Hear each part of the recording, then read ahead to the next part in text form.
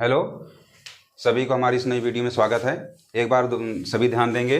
ये पहला चैप्टर है कूलाम का नियम तथा वैद्युत क्षेत्र। इसमें मतलब जो पहली वीडियो बनाई थी उसमें वैद्युत क्षेत्र और वैद्युत क्षेत्र की तीव्रता के बारे में बताया है। अगर नहीं देखा होगा तो उसे एक बार दोबारा जाकर देख लेंगे।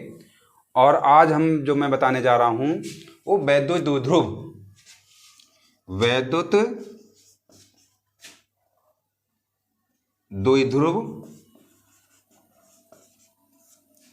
और वैद्युत द्विध्रुव आघूर्ण और रेखीय पृष्ठ घनत्व और आवेश का पृष्ठ घनत्व, ये चार टॉपिक के बारे में बताएंगे हम। चारों टॉपिक के बारे में।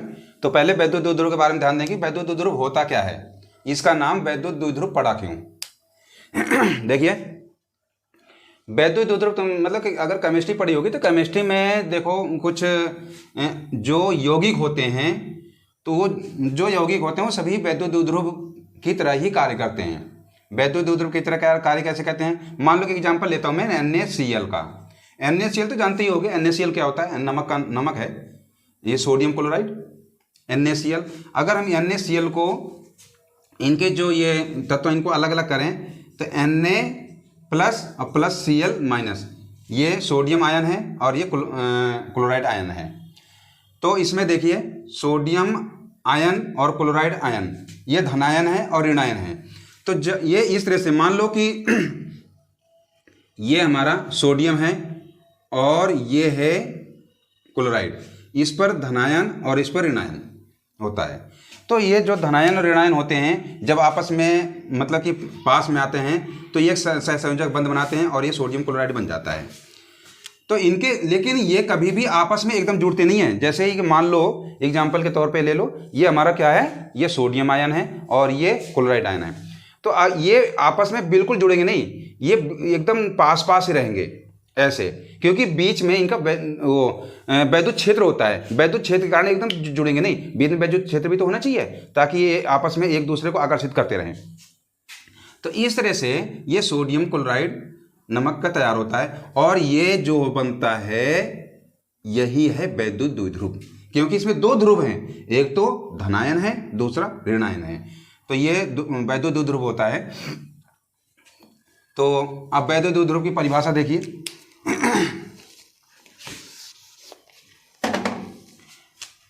तो वैद्युत द्विध्रुव क्या होता है कि ऐसा कोई निकाय, ध्यान सुने, ऐसा कोई निकाय, निकाय मतलब वस्तु, कोई वस्तु है, निकाय है। तो ऐसा कोई निकाय जिसमें दो आयन होते हैं, मतलब कि दो आवेश होते हैं, एक धनावेश दूसरा ऋणावेश। तो ऐसा कोई निकाय जिसमें दो आवेश होते हैं, दोनों बराबर होते हैं, दो आवेश होते हैं और दोनों बराबर होते हैं, लेकिन इनकी प्रकृति अलग अलग होती है। मतलब एक तरफ तो धनायन होगा और एक तरफ ऋणायन। मैं यहां पर चित्र बना के दिखा रहा हूं। मान लो कि तुम्हारे पास ये कोई निकाय, कोई वस्तु है। तो ऐसा कोई निकाय जिसमें दो आवेश होते हैं, दो आवेश होते हैं, दोनों बराबर होते हैं, लेकिन इनकी प्रकृति अलग अलग है। जैसे एक ये तो धन आवेश है और ऋणावेश है, और दोनों के बीच की जो दूरी होती है बहुत ही कम होती है, सूक्ष्म होती है। मान लो मैंने 12 दूरी मान ली है इसमें, तो लेकिन ये दूरी बहुत ही सूक्ष्म होगी, ये हमें महसूस नहीं पता नहीं चलता, लेकिन दूरी होती है इनके बीच में। तो यही निकाय वैद्युत द्विध्रुव कहलाता है। समझ में आ गया होगा अच्छी तरह से। तो एक बार पुनः इसे रिपीट कर रहा हूं, जरा ध्यान देंगे कि ऐसा कोई निकाय जिसमें दो आवेश होते हैं, दोनों बराबर होते हैं, दोनों आवेशों की प्रकृति अलग अलग होती है, विपरीत होती है, और दोनों आवेशों के बीच की दूरी बहुत ही कम होती है। तो ऐसा निकाय वैद्युत द्विध्रुव कहलाता है। तो वैद्युत द्विध्रुव की परिभाषा समझ में आ गई होगी। अब इसका एग्जाम्पल जैसे कौन कौन से हैं, NaCl ये हमारा वैद्युत द्विध्रुव है, H2O ये भी वैद्युत द्विध्रुव है, HCl ये भी वैद्युत द्विध्रुव है। ये उदाहरण बता रहा हूं, वैद्युत द्विध्रुव के उदाहरण पूछ लेते हैं कभी कभी क्वेश्चन में कि वैद्युत द्विध्रुव को उदाहरण दीजिए।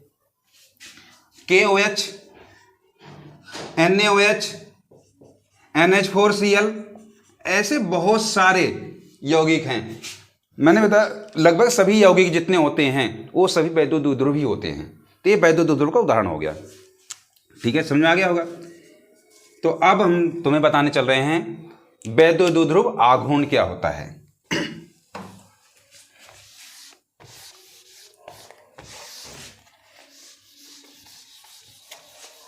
वैद्युतद्रुव आघूर्ण, इसके बारे में तो बता ही दिया। वैद्युत द्विध्रुव आघूर्ण ये क्या होता है, इसे भी जरा ध्यान से समझेंगे कि वैद्युत द्विध्रुव की रचना करने वाले, ध्यान से मेरी बात को सुनो, वैद्युत द्विध्रुव की रचना करने वाले। अब एक होगी वैद्युत द्विध्रुव की रचना कौन करता है, रचना मतलब कि बनाने वाला। अगर वो चीज ना हो तो वैद्युत द्विध्रुव बनेगा ही नहीं। मैं एक थोड़ा सा एक चित्र बना के समझा रहा हूं, जरा ध्यान से देखेंगे सभी। ये वैद्युत द्विध्रुव है, लेकिन अगर इसमें धन आवेश और ऋण आवेश ना हो तो वैद्युत द्विध्रुव कैसे होगा। यानी कि आवेश ही ना हो तो फिर तो वो वैद्युत द्विध्रुव है ही नहीं। बिना आवेश का वैद्युत द्विध्रुव कैसे बनेगा, आवेश जरूर चाहिए। तो वैद्युत द्विध्रुव है ये। तो वैद्युत द्विध्रुव की रचना करने वाले दो आवेशों में से, दो आवेश है ना, वैद्युत द्विध्रुव दो आवेश का बनता है।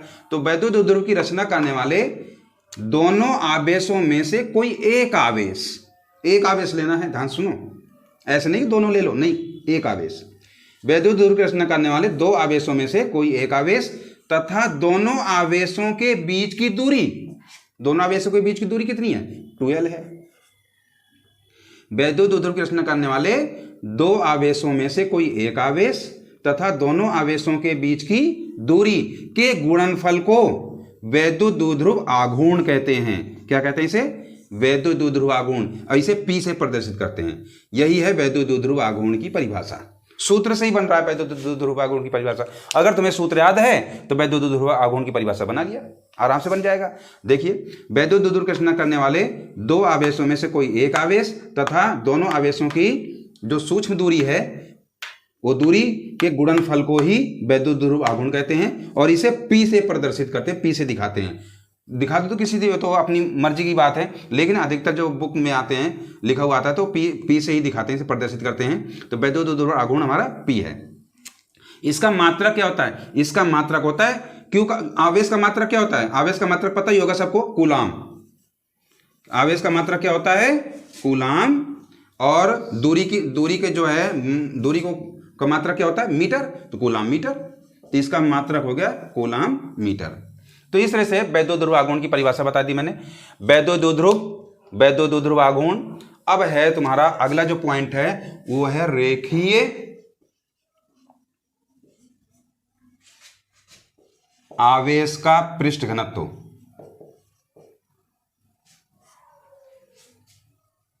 रेखीय आवेश घनत्व यानी कि लैम्डा।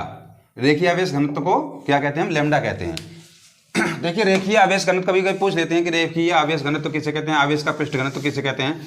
तो इन दोनों के बारे में पूछ लेते हैं कभी कभी, तो मैं दोनों के बारे में बता दूंगा। रेखीय आवेश घनत्व किसे कहते हैं, इसे लैम्डा से प्रदर्शित करते हैं। देखिए, ऐसा कोई पदार्थ जिसमें केवल लंबाई हो, चौड़ाई ना हो, ऐसा पदार्थ कौन सा है, तो ऐसा पदार्थ होता है तार। जैसे तार में लंबाई होती है, चौड़ाई थोड़ी होती है। तो ऐसी कोई वस्तु जिसमें केवल लंबाई हो, मतलब ये मान लो कि हमारा तार है, ये है तार, इसमें केवल क्या है, लंबाई है। ऐसी कोई वस्तु जिसमें केवल लंबाई हो और उसे एक मतलब कि आवेश से आवेशित किया जाए तो क्या होगा, आवेश समान रूप से पूरे तार में फैल जाएगा। पूरे तार में क्या होगा, आवेश फैल जाएगा। मतलब देखिए, आवेश घनत्व की परिभाषा क्या बनेगी कि ऐसी कोई वस्तु जिसमें लंबाई हो और उसमें आवेश समान रूप से वितरित किया जाता है, आवेश समान रूप से फैलाया जाता है, तो उसके एकांक लंबाई में, एकांक लंबाई का मतलब होता है चाहे 1 सेंटीमीटर लंबाई लो, चाहे 1 मिलीमीटर लंबाई लो या 1 मीटर लंबाई लो, तो एकांक लंबाई में आवेश की जितनी मात्रा होगी, मान लो कि ये एकांक लंबाई है, इसमें जितना भी आवेश होगा एकांक लंबाई में, उसी को रेखीय आवेश घनत्व कहते हैं। नहीं आई समझ में, एक बार फिर रिपीट कर रहा हूं मैं, जरा ध्यान से देखना। कि मैंने बताया कि ऐसी कोई वस्तु जिसमें केवल लंबाई हो और उसमें आवेश समान रूप से वितरित किया जाए, उसमें समान रूप से फैलाया जाए, आवेश समान रूप से फैल जाए, तो उसके एकांक लंबाई में जितने आवेश की मात्रा होगी उसी को ही हम रेखीय आवेश घनत्व कहते हैं। और इसे किससे प्रदर्शित करते, किससे दिखाते हैं? लैम्डा से। मतलब लैम्डा मतलब रेखीय आवेश घनत्व कहलाता है।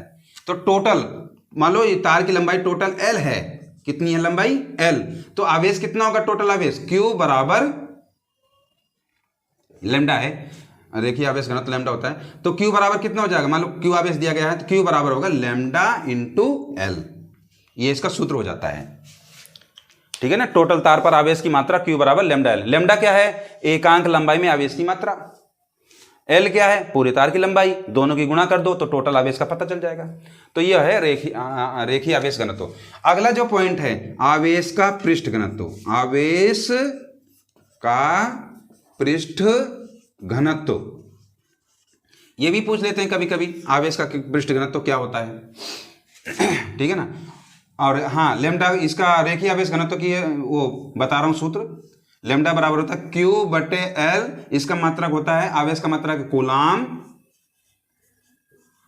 और प्रति मीटर, ये है रेखीय आवेश घनत्व का मात्रक, कूलाम प्रति मीटर। अब ध्यान दीजिए आवेश का पृष्ठ घनत्व पे। तो आवेश का पृष्ठ घनत्व बता रहा हूं कि आवेश का पृष्ठ घनत्व क्या होता है। देखिए पृष्ठ से, यहां पर पृष्ठ आ रहा, पृष्ठ का मतलब पृष्ठ किसका होगा? जिसमें ऐसी वस्तु जिसमें लंबाई और चौड़ाई होगी। मतलब कोई भी धातु की चादर ले लो, धातु या धातु कोई भी हो जिसमें लंबाई हो चौड़ाई हो,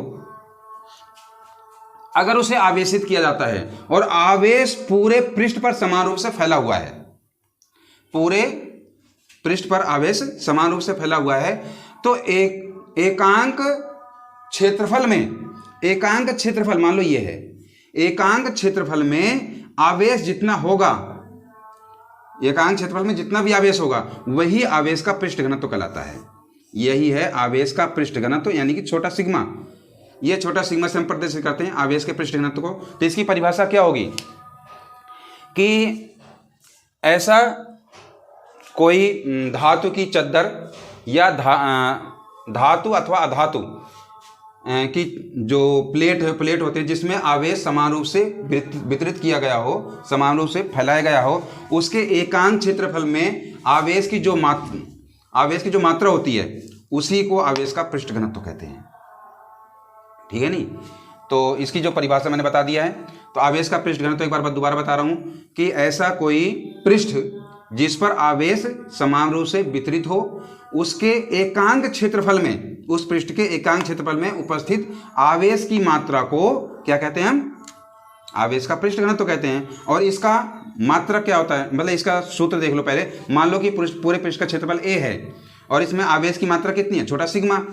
और टोटल आवेश कितना दिया गया? Q। तो Q बराबर हो जाएगा सिग्मा गुणा A। Q बराबर कितना हो जाएगा? सिग्मा गुणा A। ये टोटल आवेश हो गया। तो आवेश के पृष्ठ घनत्व का सूत्र क्या बनेगा? Q बराबर सिग्मा बराबर Q बटे में A, यानी कूलाम प्रति मीटर स्क्वायर। ये इसका मात्रक हो जाता है। आवेश के पृष्ठ घनत्व का मात्रक है कूलाम प्रति मीटर स्क्वायर। तो इस तरह से मैंने आज इस वीडियो में मैंने बताया कि वैद्युत द्विध्रुव किसे कहते हैं, वैद्युत द्विध्रुव आघूर्ण किसे कहते हैं, रेखीय आवेश घनत्व किसे कहते हैं और आवेश का पृष्ठ घनत्व किसे कहते हैं। ये मैंने चारों परिभाषाएं बता दी। ठीक है। अब अगली जो वीडियो बनाऊंगा मैं तो उसमें तुम्हें कूलाम का नियम के बारे में बता दूंगा। कूलाम का नियम मैंने बताया नहीं था किसी वीडियो में, तो कूलाम का नियम बताऊंगा। कूलाम का नियम है क्या चीज़, तो इसे इन सब चीज़ों को याद करने की जरूरत नहीं। मैं जितनी वीडियो बना रहा हूँ उसे केवल समझो, ध्यान से देखो, अपने आप समझ में आ जाएगा, दिमाग लगाने की ज़्यादा जरूरत नहीं है। केवल वीडियो पूरी तरह से देख लो, सारी परिभाषाएं अपने आप समझ में आ जाएंगी। ठीक है ना। अगर फिर भी समझ में नहीं आती हैं तो इसमें जो कमेंट बॉक्स है उसमें जाकर कमेंट करो। ठीक है ना। और ताकि हमें पता चले कि हाँ बच्चों को वीडियो समझ में आ रही है या नहीं आ रही है। नहीं आ रही है तो फिर बताओ, तो मैं और अच्छी तरह से बनाने की कोशिश करूँगा। ठीक है ना। सभी ध्यान से देखना और ध्यान से समझना इसे। Okay, thank you.